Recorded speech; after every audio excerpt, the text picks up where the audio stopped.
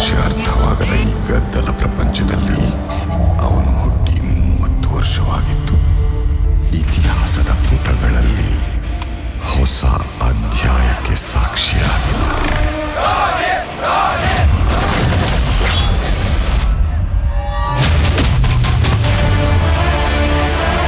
ಈ ಎಜುಕೇಟೆಡ್ಗಳು ಅಂಡರ್ ವರ್ಲ್ಡಿಗೆ ಬಂದರೆ ತುಂಬಾ ಡೇಂಜರ್. ಅವನು ಹೋಗುತ್ತಿದ್ದ ದಾರಿ ಕವಲೊಡೆದಿತ್ತು.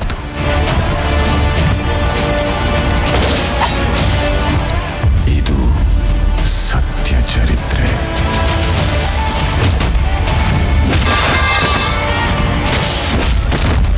ಎದೆ ಒಡೆದವರ ಎದೆ ಬಗೆವ ರಕ್ತ ಚರಿತ್ರೆ.